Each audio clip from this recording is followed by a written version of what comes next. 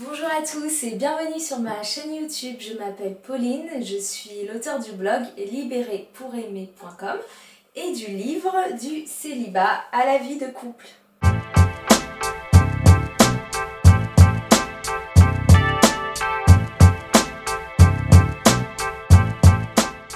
J'en viens à ma deuxième partie sur la préparation du jour J, la préparation du jour du mariage. Donc là je prends mes notes parce que y a plein de choses.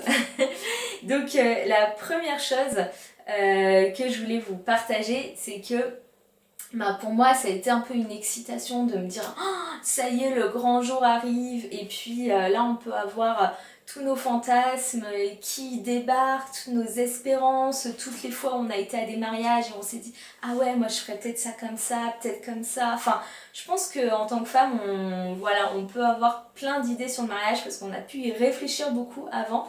Et moi je me suis dit, enfin déjà les mois qui ont précédé nos fiançailles, j'ai essayé justement de ne pas penser au mariage et de ne pas penser enfin je veux dire au mariage dans le sens du jour J, de ne pas penser à comment on allait faire ça ou ça, parce que je me suis dit non, ça, ces choses-là, on doit les vivre à deux, les préparer à deux, et même à trois avec Dieu. Donc j'ai pas envie de me faire tout mon fantasme dans ma tête, mais j'ai envie de chercher, qu'on cherche Dieu ensemble, et qu'on voit ensemble avec Dieu qu'est-ce qu'il a préparé pour nous, pour ce jour-là.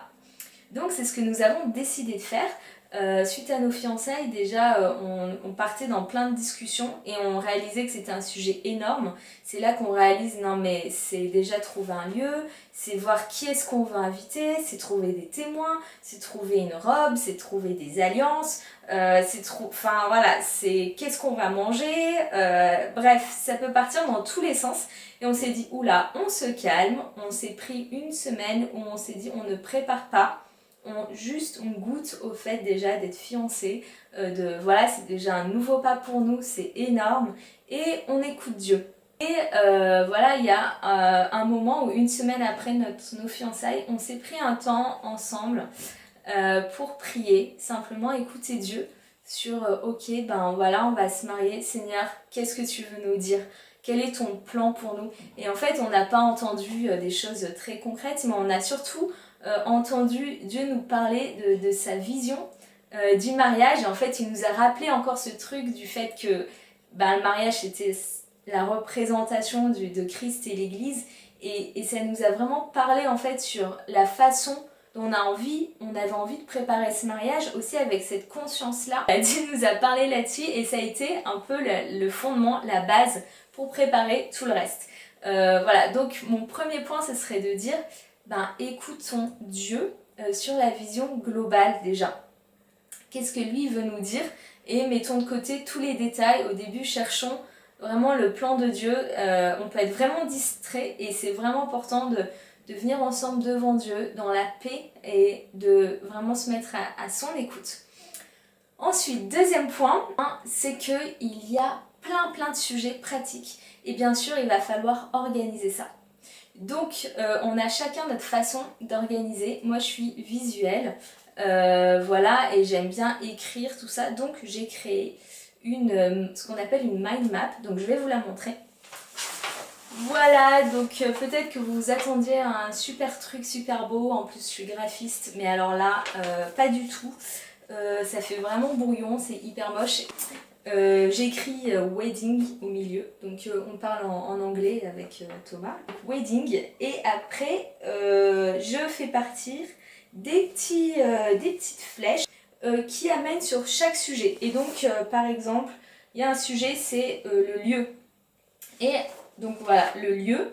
Là, j'ai mis des petits triangles quand c'était les premières choses qu'on devait trouver, les choses les plus importantes. Donc ça, on l'a fait ensemble.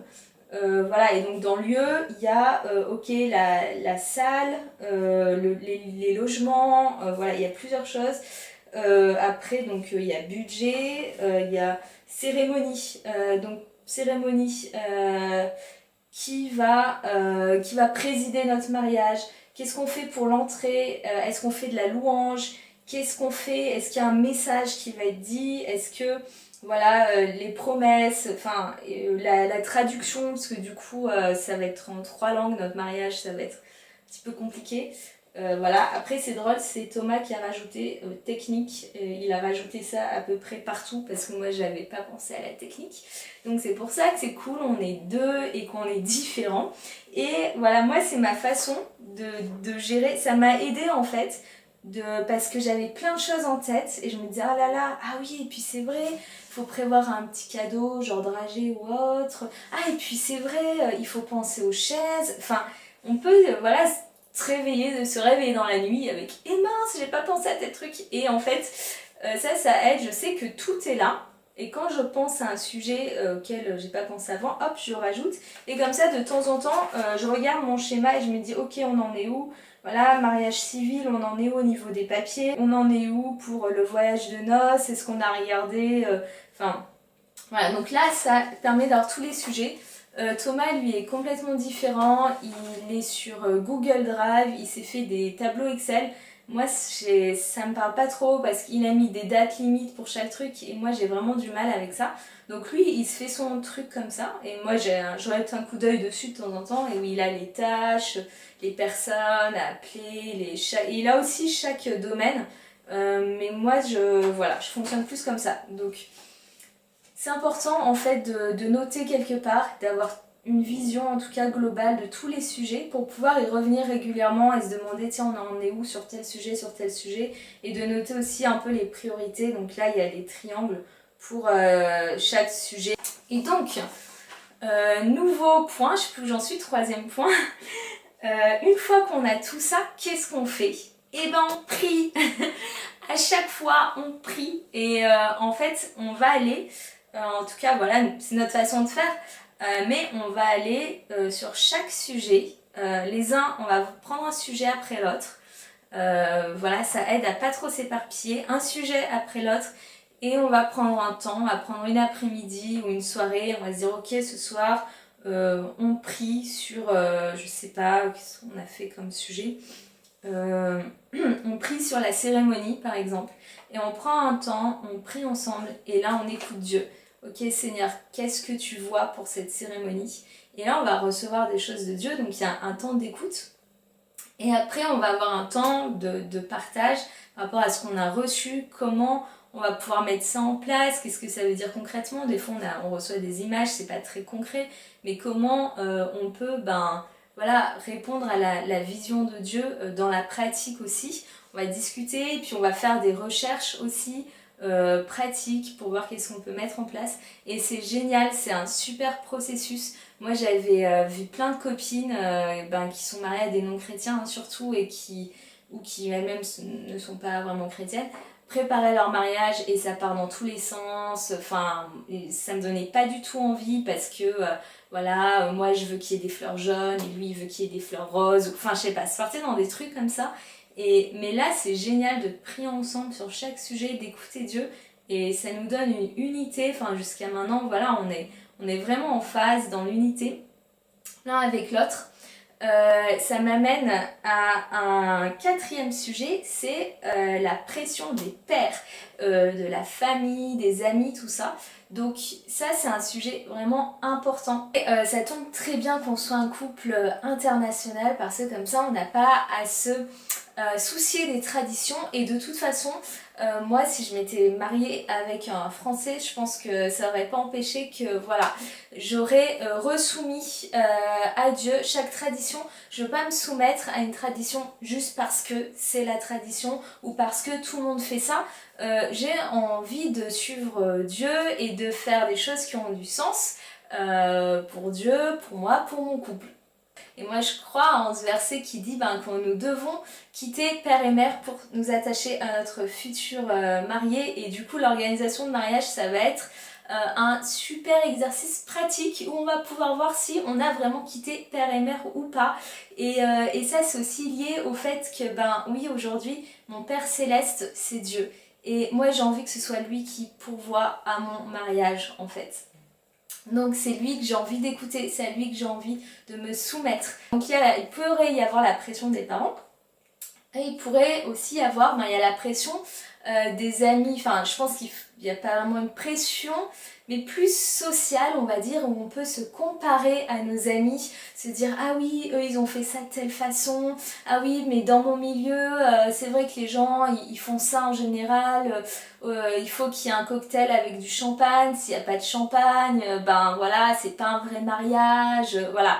Et c'est vrai que le fait d'avoir un mariage international, comme je le disais, ça aide beaucoup, et parce qu'on réalise mais est-ce que c'est important d'avoir du champagne? En fait, c'est une tradition française. Mais en fait, est-ce que t'aimes le champagne? Et est-ce que ça te fait plaisir de célébrer ton mariage avec du champagne ou pas? Ou est-ce que tu le fais parce que tout le monde le fait, il faut le faire. Sinon, ça fait genre on n'a pas assez d'argent, ou j'en sais rien. Mais on peut vraiment partir dans des trucs de qu'est-ce qu'on va penser, qu'est-ce que ma culture dit et tout ça.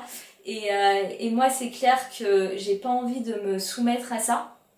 Donc c'est un super exercice de re-questionner chaque tradition.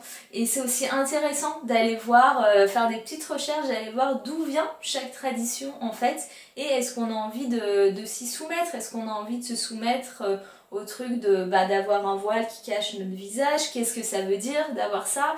Voilà, il y a plein de traditions qui en fait sont assez glauques si on fait des recherches dessus. Et au contraire des traditions qui en fait sont magnifiques. Par exemple, avoir une robe blanche, ben bien sûr quand on voit dans la Bible que Dieu il attend une épouse sans tache ni ride, on se dit waouh, quoi de mieux qu'une robe blanche pour symboliser cette pureté que Dieu attend de son épouse et cette pureté qu'on attend dans le mariage aussi. Donc c'est un exemple, mais encore une fois ça veut pas dire qu'on est obligé d'avoir une robe blanche. Enfin, peut-être qu'on a envie d'exprimer ce jour-là la joie et d'avoir un truc hyper coloré. En fait, on est libre. Et c'est ce qui est important ce jour-là, c'est qu'on va s'unir ensemble devant Dieu, devant les hommes, on va s'engager à s'aimer pour toute notre vie et à rester fidèle. Et on va manifester devant le monde cette fidélité que Dieu a pour son peuple, cet amour que Dieu a pour son peuple, et c'est ça qui compte. Et après, dans les détails, ça c'est à voir en fait avec Dieu, et en couple, qu'est-ce qu'on a envie de manifester, et chacun va recevoir des choses différentes. Donc c'est bon d'être vraiment de prier sur chaque tradition, de voir d'où ça vient et de pas se soumettre à des choses, enfin de pas faire les choses juste parce qu'il faut ou par pression, mais vraiment de faire les choses avec le cœur. Je crois que c'est ce qu'on voit dans la Bible, que Dieu il s'intéresse au cœur avant de s'intéresser à des principes. Enfin, il ne s'intéresse pas à des principes en fait, c'est vraiment nos cœurs qu'il recherche. Donc soyons libres de faire les choses avec le cœur et pour plaire à Dieu, avant de le faire pour plaire aux hommes. Voilà pour les traditions. J'en viens à mon prochain point qui est les inspirations. Où trouver des inspirations, des idées, voilà. Nous c'est vrai qu'on a envie de faire les choses avec le cœur et aussi d'avoir des choses originales à notre mariage. Et donc des bonnes inspirations on en trouve sur Instagram par exemple, sur Pinterest. Pinterest c'est très intéressant pour tout ce qui est do it yourself, quand vous voulez faire de la déco vous-même, si vous voulez faire justement parler des petits cadeaux pour les invités, si vous voulez créer quelque chose. Il y a plein d'idées simples, classe, enfin moi j'ai trouvé beaucoup d'idées sur Pinterest. Donc je trouve que ce sont des bons outils pour avoir des inspirations si vous voulez faire des choses originales, pour avoir des idées de do it yourself et tout ça. Et en même temps, il y a un point de vigilance à avoir parce que je trouve qu'on peut facilement rentrer dans la comparaison ou dans la convoitise, dans l'envie, parce que bien sûr, sur tous ces comptes, on va avoir des mariages mais vraiment magnifiques, voilà, et on imagine ça coûte énormément d'argent et tout ça. Et on peut commencer, ça peut faire partie de la pression sociale qui peut venir en se disant ah ouais, bah quand même, en ce moment... pour les robes de mariée, alors là je vous fais le truc vrai que je me suis dit. Les robes de mariée, la mode c'est la dentelle. Donc sauf que j'ai déjà acheté ma robe et j'y viens bientôt parce que c'est un super témoignage de la grâce de Dieu et elle est pas en dentelle. Et là, sauf que après, j'ai vu, à force de regarder des trucs de mariage, que tous les mariages, c'est bohème, vintage, et elles sont en dentelle. Et là, je commence à me dire, ah non, mais moi, ma robe est pas en dentelle, je suis pas trop dans le truc et tout. Enfin, c'est quand même tellement beau, les robes en dentelle. Et en fait, ça, c'est un peu aussi l'effet parce que toutes ces photos sont magnifiques et du coup, tout est hyper bien mis en valeur. Et du coup, on a l'impression que c'est waouh et ça en jette plein les yeux. Et on peut commencer à se dire ah mais moi c'est nul. Et en fait voilà, donc je pense que enfin la leçon là c'est juste d'être vigilant par rapport à son cœur et de rester fixé sur Dieu, d'être reconnaissant envers Dieu, envers ce qu'il nous donne et de chercher surtout le cœur et pas trop passer de temps sur ces réseaux sociaux et tout ça. C'est intéressant de prendre des idées mais faut pas que ça devienne le centre et qu'on commence à devenir obsédé par des photos de mariage et par il faut que ce soit comme ci ou comme ça. Voilà, vraiment, donc ça c'est vraiment en restant attaché à Dieu tout simplement et en passant du temps en couple après sur ces sujets qu'on arrive à se détacher de la pression sociale ou de ce que les autres font et tout ça et qu'on peut vraiment préparer son mariage dans la liberté et la joie.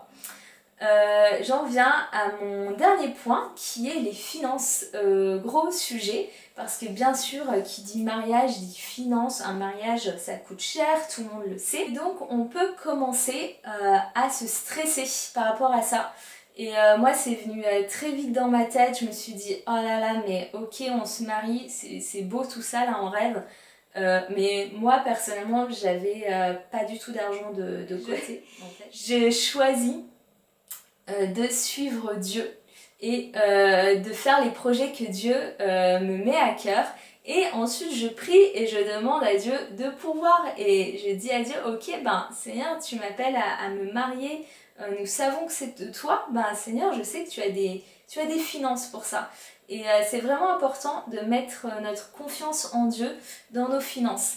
Sinon qu'est-ce qui va se passer? Sinon on peut devenir l'esclave du travail. Moi j'ai vu beaucoup de gens en fait qui au moment où ils commençaient à se dire voilà c'est le moment de se marier soit ils attendaient 3 ans parce qu'en fait ils n'ont pas les finances et du coup ils attendent et ils bossent à fond comme des fous mais du coup le couple il en prend un coup et puis du coup là c'était le moment de se marier mais ils se marient pas pendant 3 ans et du coup ça mène des problèmes dans le couple parce que c'était pas fait pour durer 3 ans sans engagement. Voilà, donc on peut désobéir à Dieu en fait tout simplement parce que on se dit ouais mais j'ai pas les finances. Voilà, donc j'en ai déjà parlé dans un article, c'était sur la sexualité je crois parce qu'il y a pas mal de gens qui du coup aussi commencent à avoir de la sexualité hors mariage parce que il faut attendre encore 3 ans et blablabla. Sauf que en fait un mariage, déjà oui ça coûte cher mais c'est même pas obligatoire que ça coûte cher parce que on peut faire les choses simplement en fait. Et aussi, on peut faire aussi des choses en grand, mais simplement s'attendre à Dieu en fait. Et si c'est Dieu qui vous appelle à vous marier, il va pourvoir. Et ça, c'est sûr que quand Dieu il a un projet pour nous, il amène aussi les finances qui vont avec. Et c'est important de lui faire confiance pour pas devenir l'esclave du travail à ce moment-là. Ou ne pas commencer à dépendre de l'argent qui on va dire vont être des dons conditionnels. C'est important de faire attention à l'argent qu'on va recevoir parce que bien sûr on peut recevoir de l'argent. Donc moi mes parents m'ont dit par exemple qu'ils voulaient investir dans mon mariage, qu'ils allaient m'aider. Ok très bien, ils peuvent m'aider mais ça veut pas dire que tout à coup ça devient leur mariage parce qu'ils m'aident. S'ils veulent m'aider, ils m'aident, s'ils veulent pas, ils veulent pas mais c'est vraiment, je veux qu'ils aient la liberté aussi par rapport à ça et qu'ils ne se sentent pas obligés, d'investir dans mon mariage. C'est pas, je considère pas que c'est leur responsabilité et je mets ma confiance en Dieu en fait. Et donc j'en viens à un petit témoignage de comment Dieu a déjà pourvu pour la robe de mariée. C'est une des premières choses que j'ai cherchées. J'ai réalisé que ça allait pas être facile de trouver une robe qui me plaise vraiment à un prix abordable et Et voilà, ça me tournait beaucoup dans la tête et j'ai regardé aussi plusieurs sites internet, aussi j'ai regardé des robes d'occasion. Mais même des robes d'occasion, ça reste cher. Souvent, c'est des robes qui ont coûté 2000 € et puis ils les font à 500 €. Donc, c'est sympa, hein, mais ça reste cher. Donc, voilà, ça me tournait dans la tête. Et un soir, ça me tournait tellement dans la tête. J'étais là, non, c'est pas possible. Je veux pas que ça me tourne dans la tête, Seigneur. Je veux te donner ça. Et j'ai dit à Dieu, ben, je te soumets ça.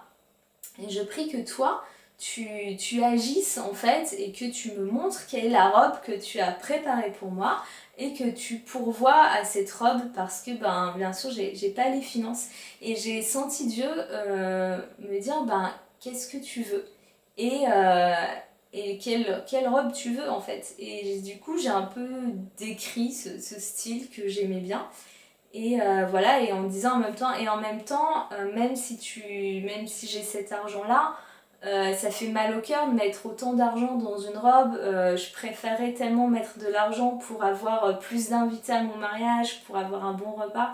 Voilà, que ce soit tourné plutôt vers la générosité que sur ma robe, quoi.